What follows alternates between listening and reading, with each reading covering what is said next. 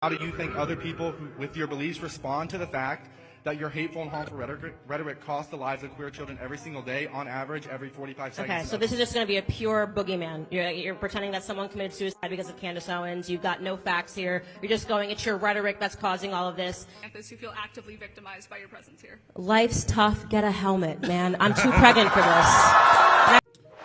This is evidence that we live in the greatest country in the world. Let me explain to you what I mean by that.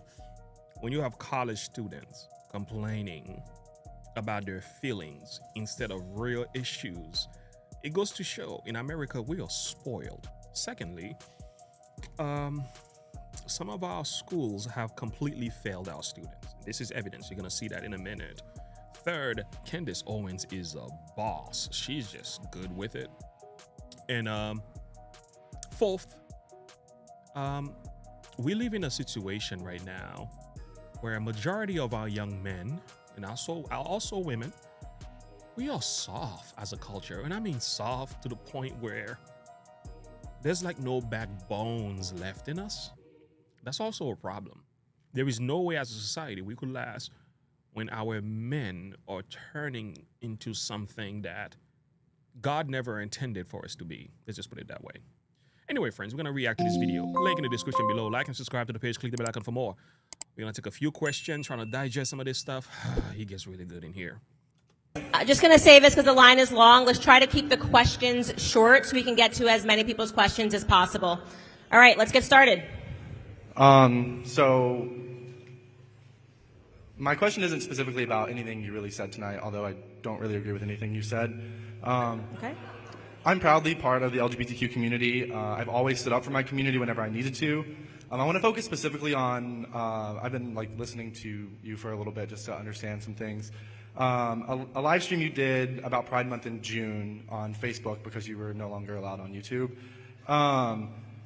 The event that you were talking about, I actually had the honor of attending that event with a lot of my really close friends, and I found it very perplexing to me how you choose to only focus on the things that are negative when it comes to the queer community. Sorry, when it comes to what community? The queer community. Okay. Do you not realize that people like you and people like the people you're around and that, continue to have this idea of us are the reason we feel that we have to be so openly proud of who we are? Your demented homophobic and transphobic rhetoric and rants just further prove our point that we have to fight loudly to be respected.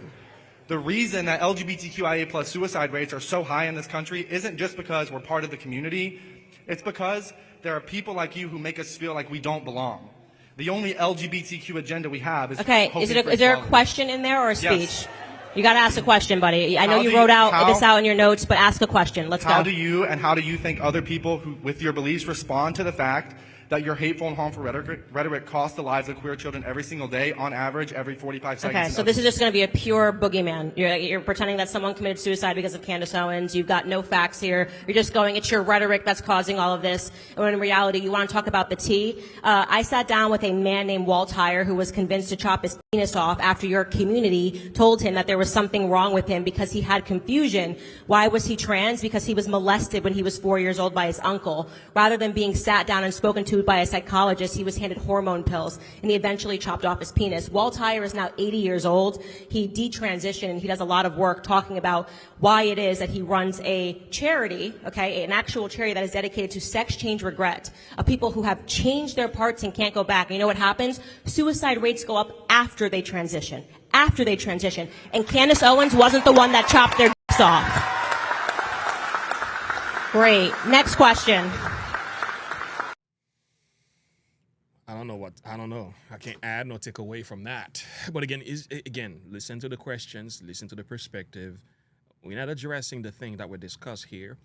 I just want to tell you that your presence in this place is going to make people mad. You have to understand, this is what I meant earlier, that we live in the greatest country in the world. Like, even though there's problems in this country, but the problems that people are complaining about in this country, it's a matter of feelings, emotions, and perspective. It's a war over words. It's a war over my desires or yours. Instead of real issues where there's death and pain and real suffering, That is happening to some people. However, they're not the ones complaining. You know, have mercy. Are you serious right now? This is what we're going to be talking about in today's world. Again, hey, let's keep going. It gets better. I mean, really, let's calm down. I just want to say, I am not the doctor who chopped off these people's penises. I am not the person that caused them to have that depression after they go through these transitions and can't just magically go back.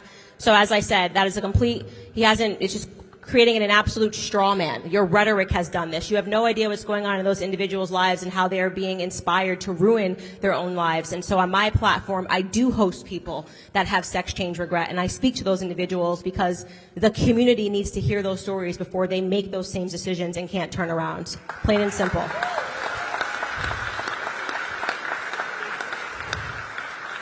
Hello. What do you have to say to the trans students on this campus who actively feel victimized by your presence here today? Additionally, you just pointed out that this man detransitioned. I'm sorry. I don't mean to clap because I know it sounds pretty crazy when y'all listening to that. What did she just say? Hello. Hi. What do you have to say to the trans students on this campus who actively feel victimized by your presence here today? What does that mean? What does that mean? You just pointed out that this man detransitioned, but earlier in your speech... Guys, I want to hear her. Go ahead. What do I have to say? Just the question, please. No speech. What is the question? What do you have to say to the trans students on this campus who feel actively victimized by your presence here? Life's tough. Get a helmet, man. I'm too pregnant for this. Next question.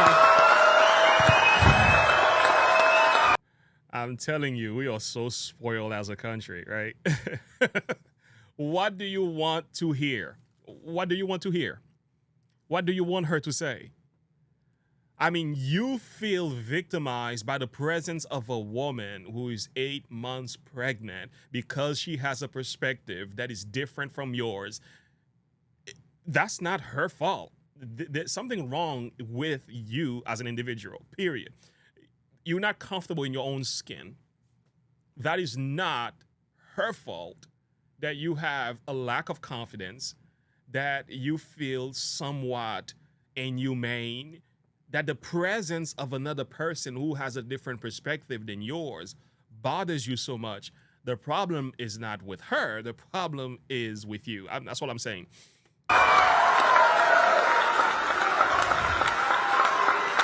My goodness.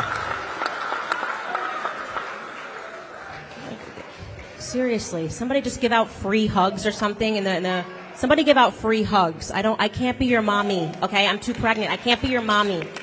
Next up. As a non-binary person, what do you have to tell me about my identity? Because I know for a fact I'm not confused. Okay, next question. Great statement. That's a statement. That's a statement. Okay, you know your identity. You're not confused. Congratulations, sweetheart. Thank you very much for your statement. Boy, that was more than enough, man. I'll tell you, Candace Owens is on another level. She is not afraid of telling it like it is, addressing the culture and the children. Let me tell you, man, our youth is under attack. Our children are in a bad condition. Their mental health is bad, and I think the way the society addresses that has not been good. You know, much more than just pills and so on. There needs to be an effort to reach out to those individuals. And I put the church in this category as well. It's not just something the state needs to do, some society or some institution. I believe the church has to be more determined to reach out to these individuals, to these youth as well, make a difference in their lives, inviting them to the foot of the cross, and also to hear their perspective. I get that. Again, like I've said from the beginning of this video, we are spoiled. We are a spoiled group of people as Americans today. I'm telling you, there's a lot of things wrong in this country. The fact this is the main subject in our society, we are some spoiled brats. I'll tell you that. That's all I'm going to say. That needs to change. I mean, there's places around the world, in different parts of Africa, in Haiti, and different parts of Jamaica. I could tell you a story that will make you want to hide under your bed. I guess when you live in a society, when you have everything you want, it creates the type of mentality that puts you in a position where you become very ungrateful. You never have enough and you're always complaining and begging for more. This is what's going on here. And I think that ungrateful rhetoric is what's driving this attitude of our youth. Now, I think society has failed. There's a lot going on in our culture, and I think to a large degree it's diabolical. It really is, man. The devil is messing with the minds of our children.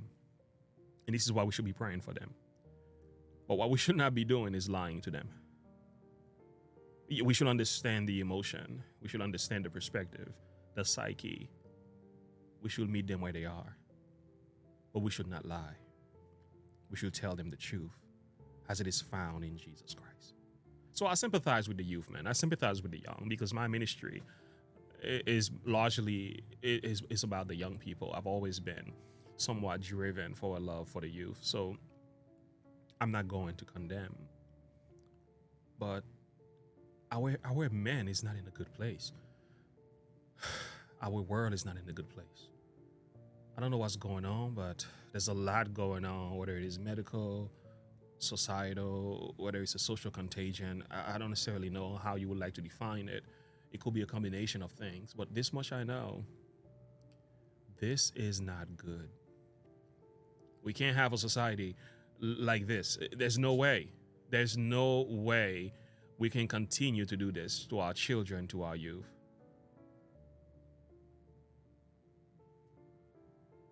If I were to give a spiritual perspective to this thing, I will go with the word of Jesus, where he says, abide in me and I in you, as the branch cannot bear fruit of itself except it abides in a vine, neither can you except you abide in me. So there is this appeal from the heart of Jesus for us to abide in him. Let me bring this closer to you here. This abiding in Jesus, what does that look like? Well, it tells you furthermore, I am the vine, you are the branches, and he whosoever abides in me and I in him, the same bring forth more fruit. For without me, you can do nothing. Here is the truth. Our society has not been spending time with Jesus. Our youth has been taught to forget about Jesus. It happens in the home. It happens in the school. And I think to a large degree, some of them are disappointed by the condition of the church. And what is needed today is what Jesus says. If anyone does not abide in me and is thrown away like a branch and is withered, the branches are gathered and thrown into the fire. What that means is that if you're not remaining connected to Jesus, you will be burned. If you abide in me and my words abide in you, ask whatever you wish and it shall be done for you. The secret here is that the word of Jesus must be in you. So if you are a young person who is struggling about your identity, you will find it in the word of God. If you are confused about who you are, your meaning, your purpose, your destiny as an individual, go to the word of God. There is a close connection with the perspective of these individuals, their atheistic perspective. There is this hating of God, hatred for God result in confusion, apostasy, wickedness, and degeneracy. When we stop hating God and start loving his word because he has created a new nature in us, we abide in his word, then it all makes sense. Listen, I can say so much, but I digress. Candace Owens, once again, she's a boss. We need more women like this, and we need more people to speak like this. I'll put a little bit more grace. I'll put a little bit more grace in the voice. That's what I would do differently. But hey, she's right. Anyway, friends, share your thought and perspective with me. What in the world is going on with our young people? I want to hear from you. Why is this happening? Share your thought and perspective with me. Have a good one. Bye.